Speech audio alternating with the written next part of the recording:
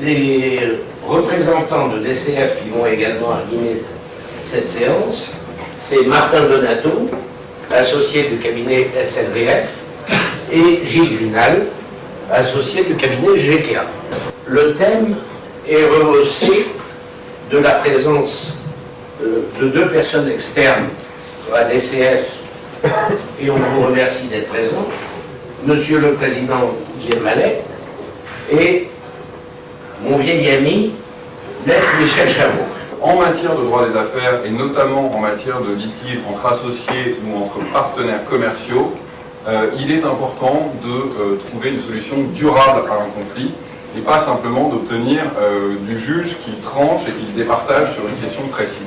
Une solution négociée est souvent celle qui fonctionnera beaucoup mieux qu'une solution imposée, et c'est même dans de nombreux cas la seule solution possible. Les juges eux-mêmes poussent à la médiation. En deux mots, le médiateur, ce n'est pas un juge, il ne prend pas parti, il est là pour faciliter, renouer ou faire avancer le dialogue entre les parties. La solution, elle est négociée entre les parties, c'est-à-dire qu'on ne peut rien vous imposer, on ne peut pas vous imposer de continuer une médiation, et évidemment encore moins d'aboutir. La seule chose qui s'impose, je l'ai dit tout à l'heure, c'est de le tenter. La confidentialité, bien sûr, de la médiation, elle est prévue par le Code de procédure civile, à l'article 1531. Elle est aussi prévue par tous les règlements des institutions de médiation. Une des principales, en tout cas à Paris, c'est le Centre de médiation et d'arbitrage de Paris, le CMAP. Vous avez, puisque la médiation se conclut par une transaction, une véritable exception de transaction qui fait que l'autre partie ne peut pas attaquer à nouveau et vous assigner sans... Enfin, c'est une vraie fin de non-recevoir qui exclut cette possibilité, qu'il y ait ou non homologation. L'arbitrage, c'est de nature différente, puisque, vous l'aurez compris, là on ne parle plus de justice négociée, parce que les arbitres tiennent leur pouvoir, non pas de l'imperium de l'État, mais des parties, ils vont être extrêmement vigilants sur le respect du contradictoire, et ils vont avoir une conduite qu'on peut qualifier de moins autoritaire que le juge judiciaire.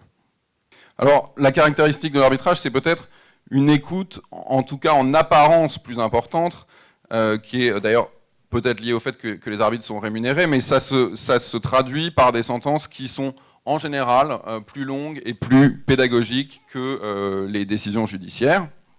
L'intérêt de l'arbitrage, c'est vraiment d'éviter l'appel.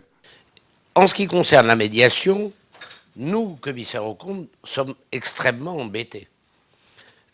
Si c'est une médiation entre la société et les banques, par exemple, ça n'interrompt pas notre procédure d'alerte.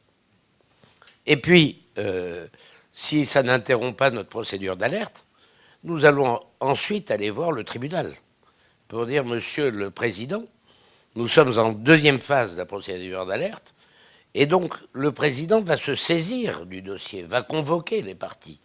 Donc ça ne résout pas notre problème. Je suis navré. Donc la médiation n'a d'intérêt pour nous, commissaires aux comptes, que si ça va très vite. La vraie différence, Robert, c'est que dans un cas, il s'agit de régler un conflit, c'est-à-dire vraiment une opposition d'intérêts, un conflit d'actionnaires, un conflit de concurrence, un conflit...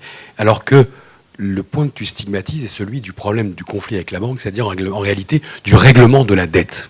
Les difficultés, il faut que ça reste dans ce monde des affaires. Parce que quand les difficultés deviennent publiques, il y a un effet accélérateur de la difficulté.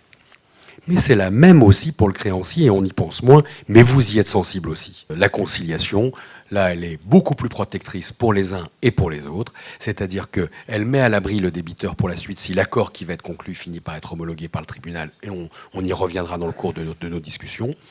Et elle protège aussi le créancier, car les avantages qu'il a pu obtenir dans le cadre de cette négociation sont couverts par le sceau du tribunal et renforcés par le sceau du tribunal. Vous avez par la loi l'assurance que la confidentialité sera respectée. Cette confidentialité, il faut le savoir, ne vous met pas à l'abri de l'obligation de révélation des délits.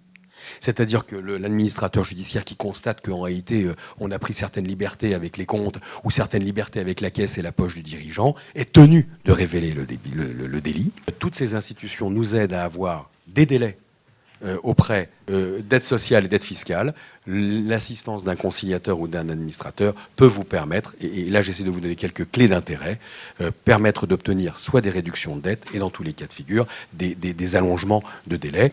Et dernier point, le vrai intérêt aussi, c'est que depuis récemment, les cautions bénéficient aussi des accords.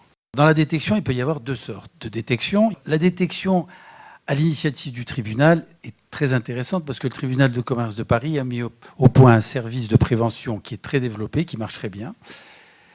Il y a environ plus de 2000 chefs d'entreprise qui sont convoqués tous les ans au tribunal devant un juge de la prévention avec qui ils discutent de leurs problèmes parce qu'ils ont été convoqués parce que des clignotants s'allument à partir des informations qui sont communiquées par le greffe du tribunal. Et Maître Grinal en parlait tout à l'heure, les inscriptions de privilèges, mais il y a d'autres critères, les fonds propres négatifs, la perte de la moitié du capital, la procédure d'alerte, enfin bref, il y en a plusieurs autres.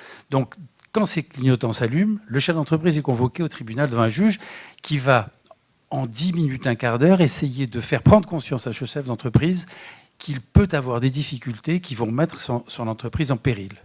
Ensuite, il y a le chef d'entreprise qui, lui, anticipe ces difficultés parce qu'il a les moyens d'avoir des experts autour de lui qui lui donnent les informations et qui ont suffisamment anticipé. Et là, on retombe dans les cas qui ont été exposés tout à l'heure par Maître Grinal, le mandat ad hoc, la conciliation. Donc, je ne suis pas en cessation des paiements, j'ai droit à un mandat ad hoc. Je suis en cessation des paiements depuis moins de 45 jours. J'ai plus droit au mandat ad hoc, mais je viens en conciliation. Donc, là, en général aussi, les conciliations se passent bien. Il y a à peu près 80-90% des cas où ça se passe bien et c'est un succès. Alors, la conciliation se termine, comme dans le mandat ad hoc, par un protocole, bien sûr. Ce protocole, la différence avec le mandat ad hoc dans la conciliation, c'est qu'il peut être constaté par une ordonnance du tribunal qui donne force exécutoire à l'accord, ou alors il peut être homologué par le tribunal, et là c'est un jugement du tribunal, et ce jugement, il va juste définir les grands termes de l'accord de conciliation. Mais l'accord réellement, l'accord qui a été signé entre les parties, n'est pas communiqué, n'est pas public. Et je pense que c'est une procédure fantastique. Mais il n'y a pas que les banques. Ça peut traiter les conflits entre associés, ça peut traiter des conflits avec des problèmes de règlement avec des fournisseurs. Il y a plein de choses qui peuvent se traiter dans le cadre de la conciliation. Il n'y a pas de limite. Il est incontestable que la conciliation ou le mandat ad hoc sont des armes extraordinaires et c'est certainement une beaucoup plus belle réussite que tout ce que les procédures collectives au sens stricto sensu peuvent dire. J'ajouterais même que c'est passionnant pour ceux qui la traitent, les conciliateurs ou mandataires ad hoc, parce que d'abord c'est le dernier lieu où l'on cause, et puis on peut faire quand même des efforts d'imagination pour essayer de trouver des solutions. Par rapport à un redressement judiciaire, c'est une locomotive qui est sur les rails, hein, ça y va directement ou ça y va pas. Donc c'est très très intéressant de ce point de vue-là.